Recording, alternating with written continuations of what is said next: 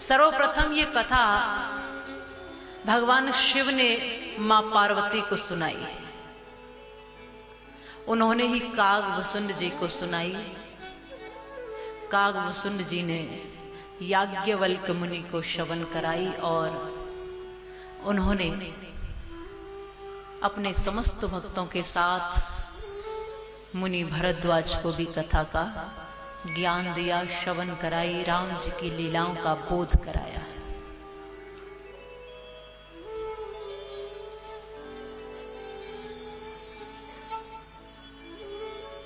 कथा हमारे घर की नहीं है, कथा तो प्राकट्य है। ये स्वयं परमात्मा का प्राकट्य है।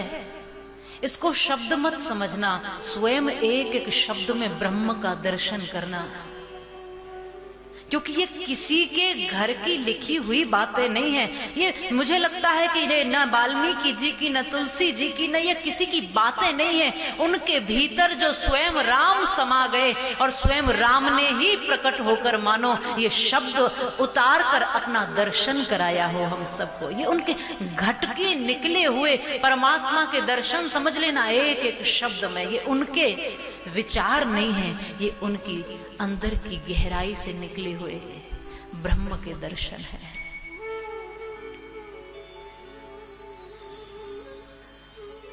एक समय की बात है, कथा का प्रारंभ हमारे गोस्वामी तुलसीदास जी ने अपने तरीके से किया है। पूरे मास मकर स्नान के बाद सब संत अपने अपने आश्रमों की ओर लौटने लगे,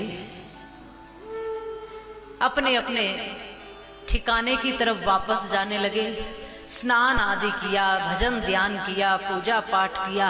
अब चलो अपने अपने आश्रम लौटा जाए। तो उस समय एक जिज्ञासु भक्त, जिनको हम भरद्वाज ऋषि कहते हैं, उनके मन में जिज्ञासा थी बहुत समय से। तो उन्होंने याज्ञवल्क्य जी के चरण पकड़ लिए। आप मुझ पर कृपा करिए, आप मेरे ऊपर कृपा करो। उसमें कोई स्वार्थ नहीं है भारद्वाज जी का, अपना स्वार्थ नहीं है।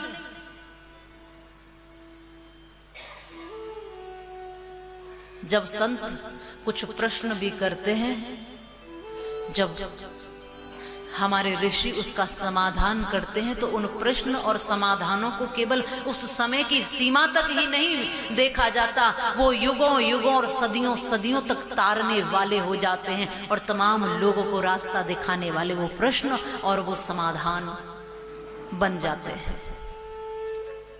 परीक्षित जी ने श्रीमद् भागवत कथा में जो प्रश्न किए, वो केवल उसी समय तक सीमित न रहे, वो आज तक तो कल्याण कर रहे हैं। भरद्वाज जी के प्रश्न उसी समय तक तो नहीं थे, वो आज भी तो राम जी का दर्शन करा रहे हैं।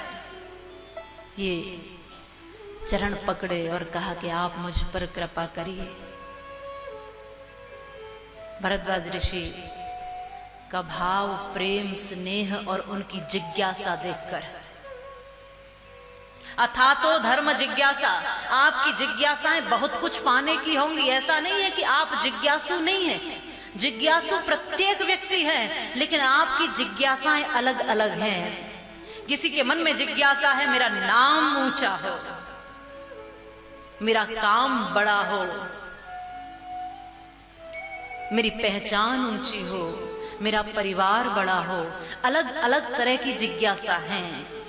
लेकिन भरद्वाज ऋषि की जिज्ञासा ऐसी नहीं है, केवल एक ही जिज्ञासा, अथा तो ब्रह्म जिज्ञासा, उस ब्रह्म को जानने की जिज्ञासा, उस परमात्मा को देखने की जिज्ञासा, उस राम को समझने की जिज्ञासा।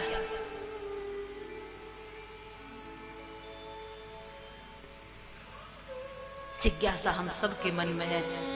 ब्रज में कहते हैं कि देखो, जिज्ञासाओं और इच्छाओं के लिए पागल तो हम सब हैं।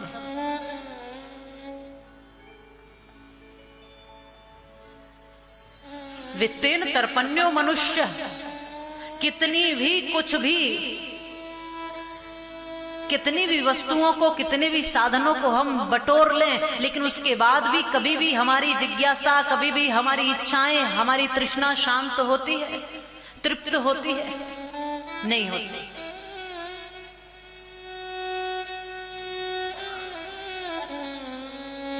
वित्तेन तर्पण्यो मनुष्य, तृप्त कभी नहीं होता।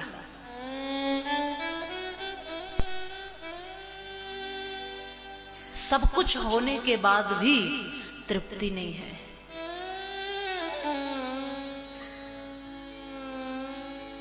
इसलिए कहा भी है कि सामान सारे ऐश के, दौलत भी पास है, फिर भी न जाने आदमी की क्यों तबीयत उदास है।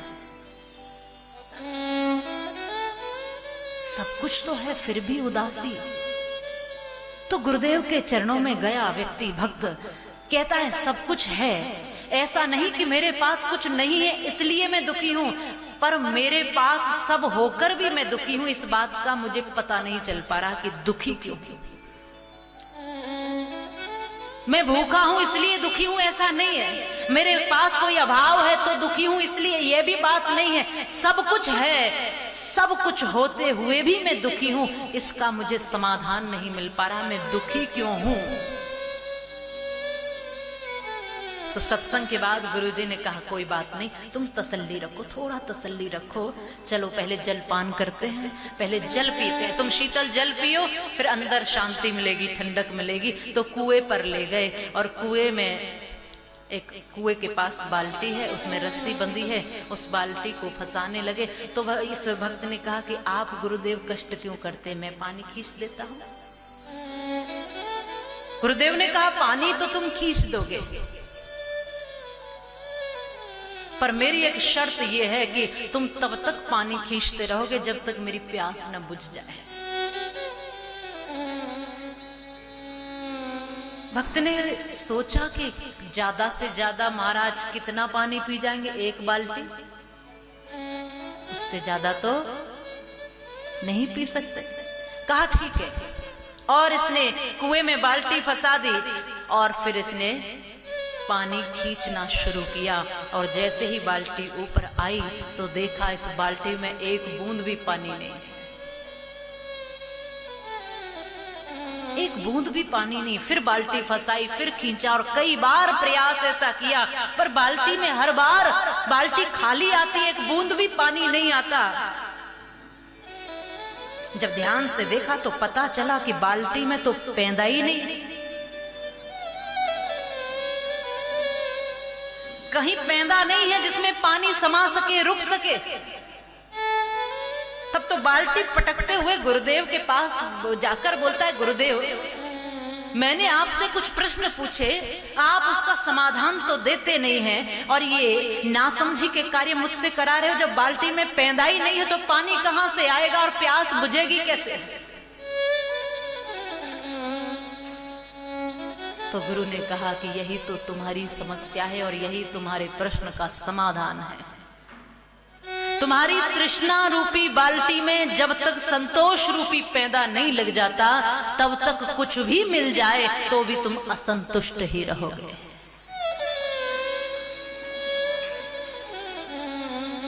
तुम्हारी तृष्णाएं, तुम्हारी इच्छाएं इतनी बढ़ गई हैं कि सब कुछ मिलने के बाद भी हम परेशान हैं। ये मिल गया, अब और चाहिए, अब और चाहिए, अब और चाहिए। कभी इच्छाएं, कभी तृष्णाएं मरती नहीं। माया मरी न मन मरा, मर मर गए शरीर, आशा तृष्णा ना मरी, कह गए संत कबीर। जब तक इस तृष्णा रूपी बाल्टी में पैंदा नहीं लगाओगे, कैसे सुखी होंगे?